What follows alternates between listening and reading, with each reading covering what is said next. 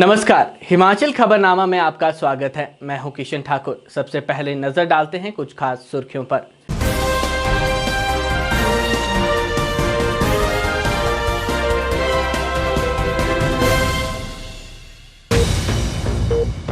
मुख्यमंत्री जयराम ठाकुर ने मनाली के प्रसिद्ध हिडिंबा मंदिर में पूजा अर्चना करने के बाद यहां 41 करोड़ रुपए से अधिक लागत की विभिन्न विकासात्मक परियोजनाओं के किए लोकार्पण और शिलान्यास। मुख्यमंत्री ने कहा सीडी साख सहकारी सभा सीमित गोहर को बैंक में बदलने के लिए राज्य सरकार करेगी हर संभव प्रयास।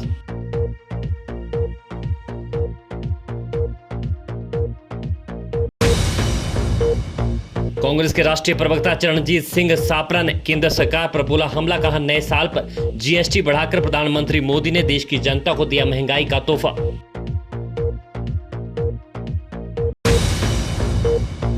मुख्यमंत्री ने मनाली में राष्ट्र स्तरीय 5 दिवसीय विंटर कार्निवल का किया शुभारंभ।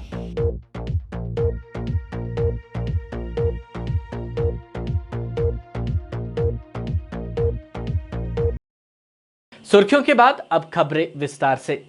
मुख्यमंत्री जयराम ठाकुर ने मनाली के प्रसिद्ध हिडिंबा मंदिर में पूजा अर्चना कर परिधिगृह मनाली से कार्निवाल परेड को हरी झंडी दिखाकर राष्ट्र स्तरीय 5 दिवसीय विंटर कार्निवाल का शुभारंभ किया। इसके पश्चात मुख्यमंत्री ने लगभग 41 करोड़ रुपए से अधिक लागत की विभिन्न विकासात्मक परियोजनाओं के लोकार्पण और शिलान्यास किए और राज्य स्तरीय स्वर्णिम वन महोत्सव का भी उद्घाटन किया। इस अवसर पर जनसभा को संबोधित करते हुए उन्होंने कहा कि घाटी में नए पुलों और सड़कों के निर्मित हो जाने से विभिन्न स्थान पर्यटन स्थलों के रूप में विकसित होंगे, जिससे क्षेत्र में पर्यटन कारोबार को बढ़ावा मिलेगा।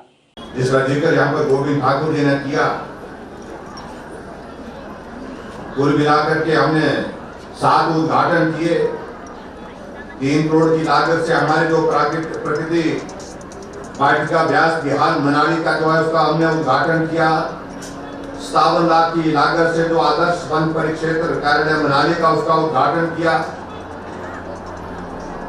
और उसके साथ साथ मैं स्वर्णिम वाटिका कोठी का लोकार्पण वो जो 26 लाख की लागत से बनी है उसका भी किया और 17 करोड़ की लागत से प्रधानमंत्री ग्राम सड़क योजना रामशिला राष्ट्रीय राजमार्ग से बेखली जिंदौड़ 62 सड़क का उसका जो है अपग्रेडेशन का काम था वो भी पूरा किया और नवाड़ की योजना के अंतर्गत मढ़ी गधेरनी से पारशा सलीम सड़क के लिए उसको पक्का करने के लिए 4 करोड़ की लागत से उसका भी उद्घाटन किया। हरिपुर नाला पर पुल जो है लगभग 1 करोड़ 80 लाख की लागत से उसका भी उद्घाटन किया। एक आर्टिफिशियल रॉक क्लाइंबिंग वॉल जो है वो यहाँ पर लगभग 2 करोड़ 80 लाख की लागत से उसका भी उद्घाटन किया। मैं आप सबको बहुत बहुत बधाई देता हूँ सारे विकास कार्य। नया वर्ष प्रदेश का राजनीतिक इतिहास बदलने वाला साबित होगा, क्योंकि प्रदेश में पहली बार कोई राजनीतिक दल मिशन रिपीट करने में कामयाबी हासिल करेगा।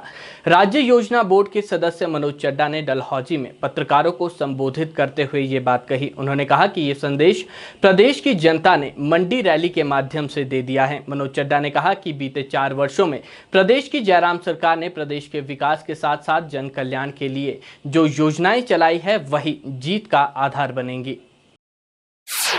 राज्य योजना बोर्ड के सदस्य मनोज चड्डा ने डलहौजी में पत्रकारों को संबोधित करते हुए कहा कि प्रदेश में पहली बार कोई राजनीतिक दल मिशन रिपीट करने में कामयाबी हासिल करेगा। उन्होंने कहा कि बीते 4 वर्षों में प्रदेश की जयराम सरकार ने प्रदेश के विकास के साथ साथ जन कल्याण के लिए जो योजनाएं चलाई हैं वही जीत का आधार बनेंगी। मनोज चड्डा ने कहा कि 4 वर्षों की अवधि में प्रदेश को 4 मेडिकल कॉलेज, 1 एम्स, 1 विश्वविद्यालय सहित कई ऐसी योजनाओं को अंजाम दिया गया है जिन्होंने प्रदेश को एक नई पहचान दिलाई है। इसके बाद जन कल्याण की कई योजनाओं को अमली जामा पहनाया जा चुका है। उन्होंने कहा कि यही वजह है कि प्रदेश की जनता ने अब जयराम सरकार को फिर से सत्ता पर बिठाने का निर्णय ले लिया है। मनोज चड्डा ने कहा कि प्रदेश विधानसभा का चुनाव वर्ष शुरू हो गया है और जयराम सरकार द्वारा अब तक के 4 साल के कार्यकाल में किए गए विकास कार्यों को जन जन तक पहुँचाने के लिए गाँव गाँव में विशेष जागरूकता जागरूकता शिविरों का आयोजन किया जाएगा। उन्होंने कहा कि मुख्यमंत्री के आदेशानुसार भाजपा का प्रत्येक पदाधिकारी व कार्यकर्ता प्रदेश की जयराम सरकार के विकास कार्यों के प्रति लोगों को जागरूक करने के लिए विशेष अभियान चलाएगा। 2022 हिमाचल में पॉलिटिकल आईने से देखें तो एक बहुत महत्वपूर्ण साल होने को जा रहा है, जहां 2022 के एंड में हिमाचल विधानसभा के चुनाव भी होने हैं। उसके साथ साथ माननीय हमारे मुख्यमंत्री श्री जयराम जी के कार्यकाल के पूरे 5 साल गुजरेंगे। मैं यहाँ पर ये कहना बहुत ज़रूरी समझता हूँ कि एक अभूतपूर्व कार्यकाल जो है माननीय मुख्यमंत्री का रहा है, और जितनी स्कीम्स और अन्य योजनाएं जो हिमाचल में आज माननीय मुख्यमंत्री की देन है, उसका सुखद परिणाम जो है वो जनता को मिल रहा है, और घर घर पंचायत लोग उसके लाभार्थी हुए हैं। पीछे 27 दिसंबर को 2021 में माननीय मुख्यमंत्री 4 साल का कार्यकाल के उपलक्ष्य में एक रैली मंडी में आयोजित की गई, जिसमें हमारे माननीय प्रधानमंत्री नरेंद्र भाई मोदी जी वहाँ उपस्थित थे। इतिहास में ये पहली ऐसी रैली थी जहाँ पर जनसमूह पूरे हिमाचल से उठ करके आ गया, और तकरीबन 1.5 से 2 लाख के करीब लोग वहाँ पर मंडी में मौजूद थे। और सबसे बड़ी बात है कि चंबा जिले के दुर्गम इलाके से भी और हर एक विधानसभा क्षेत्र से, हर एक पंचायत से जो रिप्रेजेंटेशन है वहाँ पर हुई। ये एक संकेत है आने वाले दिनों का, जो माननीय मुख्यमंत्री की दिशा निर्देश में जो कार्यकाल रहा है और जो कार्य पूरे हिमाचल में हो रहे हैं, उसका एक सुखद परिणाम जो जा रहा है लोगों को। उसके चलते लोगों का जो उत्साह है वो भारतीय जनता पार्टी की तरफ और माननीय मुख्यमंत्री के नेतृत्व में एक पूरा विश्वास जो है वो नजर आ रहा है।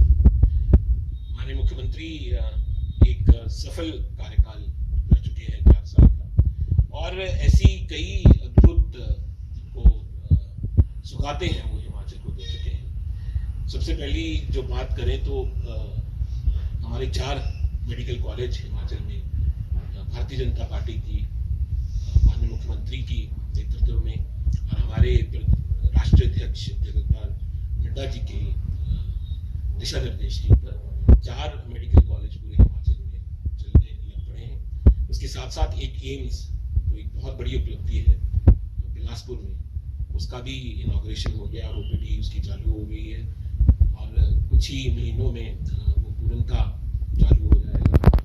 और उसके साथ साथ IIT मंडी एक बहुत बड़ी उपलब्धि जो लोगों को मिली, और नाहन में भी जो इंस्टीट्यूट हमारे को मिला वो भी एक बहुत बड़ी उपलब्धि थी।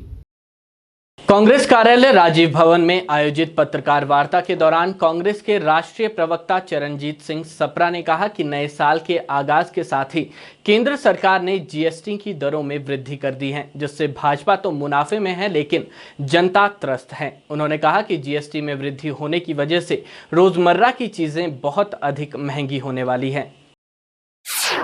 कांग्रेस के राष्ट्रीय प्रवक्ता चरणजीत सिंह सप्रा ने कहा कि केंद्र सरकार ने बीते रोज ही देश की जनता को और अधिक महंगाई का तोहफा दिया है। GST की दरों में वृद्धि की गई है, जिससे रोजमर्रा की चीजें अधिक महंगी होने वाली हैं। उन्होंने कहा कि जिन चीजों पर पहले GST 5% था उनमें 12% हो गया है, और जिनमें 12% था उनमें बढ़कर 15 से 18% तक हो गया है। उन्होंने कहा कि आटा, चावल, दाल, तेल, हर चीज महंगी हो गई है। चरणजीत सिंह ने बॉलीवुड सितारों पर भी निशाना साधा और कहा कि कांग्रेस के समय में अमिताभ, अक्षय, स्मृति ईरानी समेत कई सितारे महंगाई को लेकर बयान देते थे, लेकिन भाजपा सरकार के डर से ये भाजपा के होकर आज चुप हो गए हैं। ऐसे लोगों को जनता की समस्याओं को समझना चाहिए और उनके लिए आवाज उठानी चाहिए। साथियों, जिस तरह से ये महंगाई की मार पड़ रही है, मैं आपके यहाँ की जनता की तारीफ करूंगा, हिमाचल प्रदेश की जनता की। और जिस तरह से कोरोना तीसरी वेव आ रही है, हिमाचल प्रदेश के अंदर सेल्फ डिसिप्लिन भी बहुत है, लेकिन एक चीज मेरे ध्यान में आ रही है कि साबुन और सैनिटाइजर से हाथ धोने से कोरोना तो नहीं गया, एक बार बीजेपी से हाथ धोकर के देखिए, कोरोना भी जाएगा और महंगाई और बेरोजगारी भी जाएगी।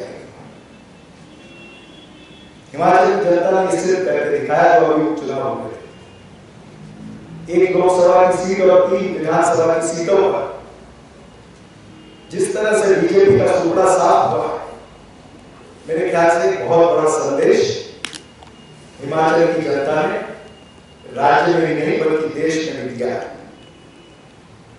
अंत में मैं यही कहना चाहूंगा कि नरेंद्र मोदी की सरकार न सस्ता तेल, न आटा है, न सस्ता इंटरनेट का डाटा है। बीजेपी के इस राज में बस घाटा ही घाटा है। देश में जो महंगाई है इसे बीजेपी ही लाई है और कांग्रेस पार्टी ये वचनबद्ध है कि हम साधारण व्यक्ति के लिए, साधारण जनता के लिए लड़ेंगे। श्री राहुल गांधी, श्रीमती सोनिया गांधी, श्रीमती प्रियंका गांधी ये आम जनता की लड़ाई लड़ रहे हैं।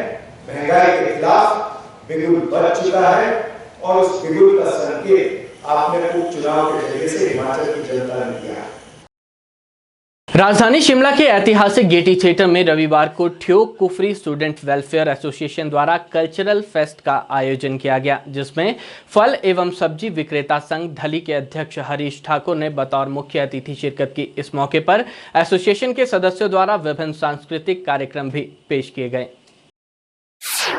राजधानी शिमला के गेटी थिएटर में रविवार को Theog Kufri student welfare association द्वारा कल्चरल फेस्ट का आयोजन किया गया, जिसमें फल एवं सब्जी विक्रेता संघ ढली के अध्यक्ष हरीश ठाकुर ने बतौर मुख्य अतिथि शिरकत की।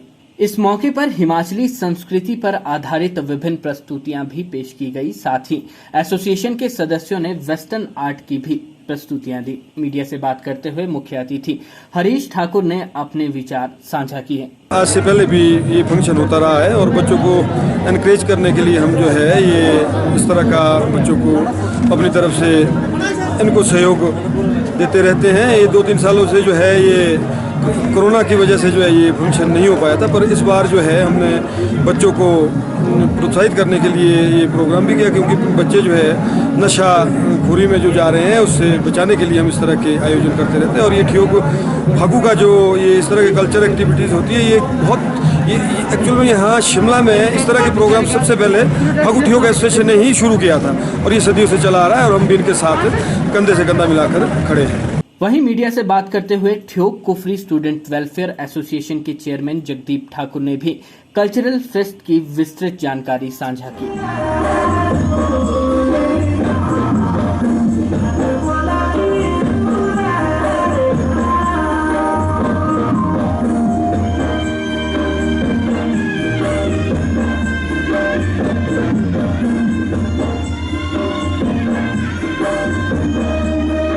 कोविड की वजह से 2 सालों तक हम इसे नहीं मना पाए, जो भी कोविड पैंडेमिक की वजह से ये सारे हॉल्स एंड ये सारे कल्चरल फीस्ट बंद थे। तो इसका हमारा मेन मकसद होता है, एक संगठन हमारा 89 में हमारा ये शिमला के अंदर कॉलेजों में सबसे पहला छात्र संगठन बना था, ठियोग फागू ठियोग जो ये संगठन बना था। तब से लेकर हमारा एक एनुअल फंक्शन रहता है हमारा ठियोग का अपना कल्चर, जिसमें हम दिखाते हैं। राजधानी शिमला के रोटरी टाउन हॉल में Ojas centre for art and readership development संस्थान दिल्ली द्वारा ओकार्ड सम्मान का आयोजन किया गया। इस सम्मान समारोह में लेखन, संपादन और साहित्य कला संवाद का डिजिटल मीडिया पर लाइव प्रसारण करने के क्षेत्र में उत्कृष्ट कार्य करने के लिए डॉक्टर करम सिंह को ये सम्मान दिया गया। इस सम्मान को पाकर डॉक्टर करम सिंह ने कहा कि वे खुद को गौरवान्वित महसूस कर रहे हैं। Ojas centre for art and readership development संस्थान दिल्ली द्वारा लेखन, संपादन और साहित्य कला संवाद का डिजिटल मीडिया पर लाइव प्रसारण करने के क्षेत्र में उत्कृष्ट योगदान हेतु डॉक्टर करम सिंह को ओकार्ड सम्मान से सम्मानित किया। शिमला के रोटरी टाउन हॉल में आयोजित सम्मान समारोह में ये सम्मान डॉक्टर करम सिंह को ओकार्ड द्वारा प्रदान किया गया। इस मौके पर डॉक्टर हेमराज कौशिक, गंगाराम राजी, doctor Devendra Gupta, doctor Om Prakash Sharma, doctor Priyanka वैद्य, दक्षा शर्मा और शिव पंचकरण ने समारोह में मुख्य वक्ता की भूमिका अदा की। मीडिया से बात करते हुए ओकार्ड के अध्यक्ष राकेश गुप्ता ने ओकार्ड सम्मान की विस्तृत जानकारी साझा की। ओकार्ड सृजन सम्मान या ओकार्ड सम्मान हम देते आ रहे हैं। इस वर्ष यह सम्मान हमारे एकेडमी के सचिव, हमारे भाषा एकेडमी के सचिव श्री करम सिंह को दिया गया है। उनके कार्य के लिए, उनके जो स्वामी दयानंद के ऊपर उन्होंने जो लिखा है, जो संस्कृत भाषा की उन्होंने जो सेवा करी है, उसी के कार्य के ऊपर उनको ये सम्मान दिया गया है। श्री डॉक्टर करण सिंह जी इस एकेडमी के साथ काफ़ी टाइम से जुड़े हुए हैं और हम भी उनको काफ़ी टाइम से जानते हैं, क्योंकि गत 5 वर्षों से हम लोग ये अपना Wockhardt book fair, book exhibition करते आ रहे हैं और इसमें भाषा एकेडमी का और डॉक्टर करण सिंह जी का बड़ा सहयोग रहता है और उनके कार्य के बारे में, उनके लेखनी के बारे में पूरे हिमाचल में प्रसिद्ध है कि उनकी संस्कृत के बारे में, उनकी जो भाषा का ज्ञान जो है, उन्होंने जो उसके बारे में जो रचनाएं लिखी हैं, उसकी हर जगह भूरी प्रशंसा होती है। और हमारा पैनल है जिसमें डॉक्टर हरनोट सर भी हमारे साथ रहते हैं, तो उन्होंने काफ़ी गहन अध्ययन के बाद और हमारी जो यहाँ पर लोकल जो राइटर्स हैं उनके परामर्श के बाद यह विचार किया गया कि यह अवार्ड इस साल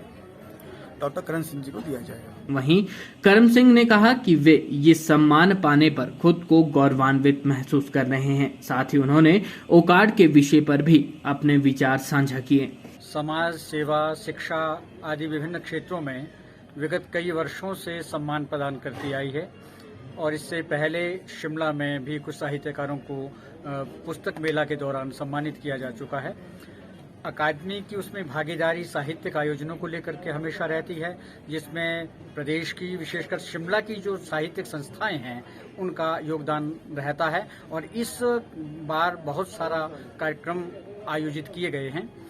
मुझे इस बात की बहुत प्रसन्नता है और मैं स्वयं को भी गौरवान्वित महसूस कर रहा हूं कि स्वामी दयानंद भारतीय पुनर्जागरण आंदोलन और हिमाचल प्रदेश की कला, संस्कृति, भाषा, साहित्य को मेरे योगदान का मूल्यांकन करते हुए मुझे ये सम्मान प्रदान किया गया है।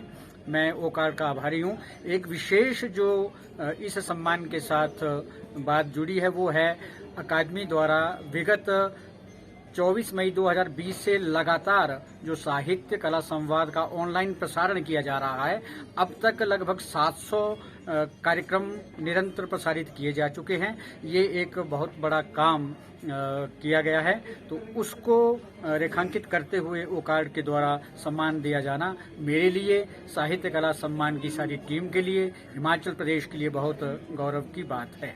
किन्नौर जिला के भावानगर का निर्माणाधीन बस अड्डा विवादों में आ गया है। पिछले 7 वर्षों से बस अड्डे का कार्य अधर में लटका है। ऐसे में निर्माण कार्यों को लेकर ठेकेदार और विभाग के बीच आरोप प्रत्यारोप का दौर शुरू हो गया है। विभाग की ओर से ठेकेदार पर निर्माण कार्य में सुस्ती बरतने का आरोप लगाया जा रहा है, जबकि ठेकेदार का कहना है कि ना विभाग ने उन्हें समय पर बस अड्डे के भवन का अप्रूव डिजाइन दिया और ना ही भवन निर्माण के लिए खुदाई का टेंडर हुआ।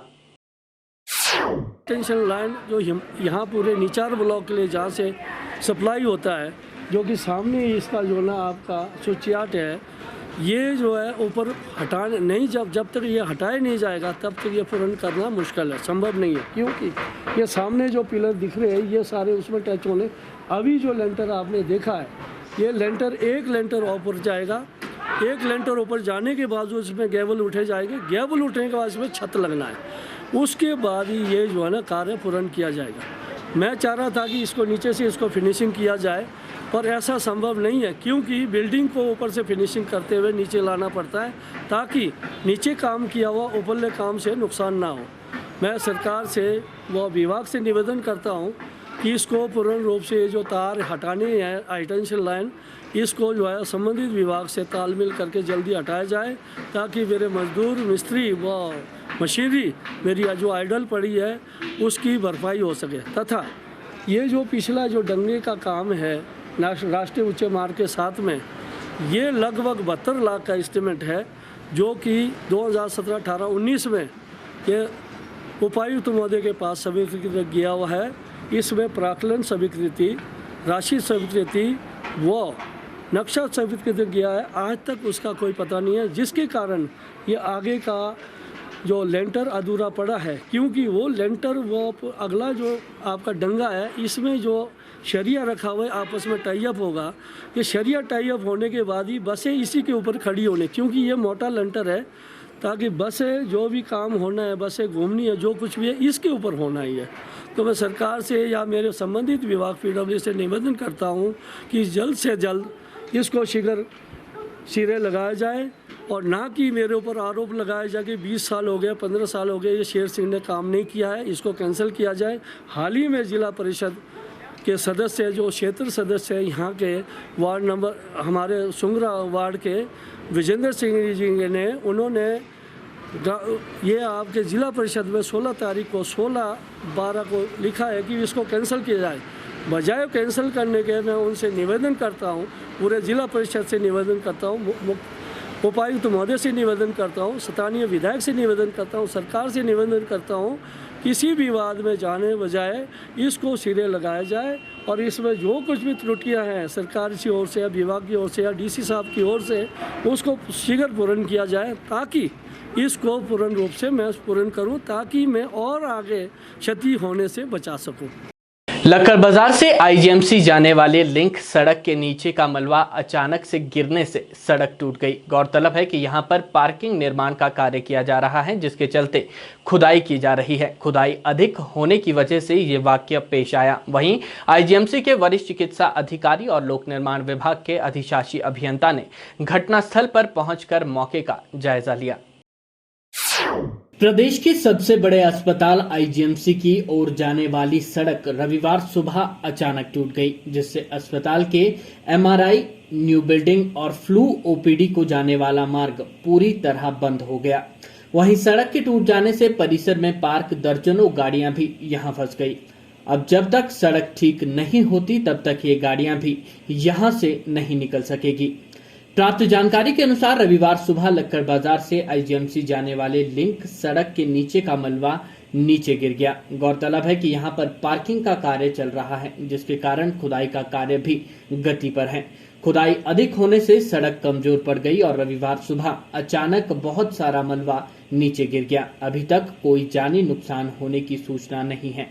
वहीं IGMC के वरिष्ठ चिकित्सा अधिकारी डॉक्टर जनक राज ने भी यहां पहुंचकर घटना का जायजा लिया। वहीं लोक निर्माण विभाग के अधिशासी अभियंता सुरेश कपूर ने जल्द लोगों की सुविधा के लिए वैकल्पिक मार्ग बनाने की बात कही। साथ ही उन्होंने कहा कि पार्किंग का निर्माण कार्य प्रगति पर है और जल्द ही इस रोड को भी दुरुस्त कर दिया जाएगा। रुक गया है वो मार्ग, उसकी इंस्पेक्शन के ही लिए हम सब लोग आए थे MS IGMC के साथ, और अभी ये स्लाइड चल रहा है, तो अभी हम इस पे कुछ काम अभी कर नहीं पाएंगे, लेकिन कोशिश करेंगे कि कल सुबह से जो साथ में है थोड़ा कटिंग करके वहां से लोगों को जाने की सुविधा बनाई जा सके। पार्किंग बन रही है, पार्किंग भी का निर्माण होगा, उसके बाद तो ये परमानेंट रोड बन जाएगा।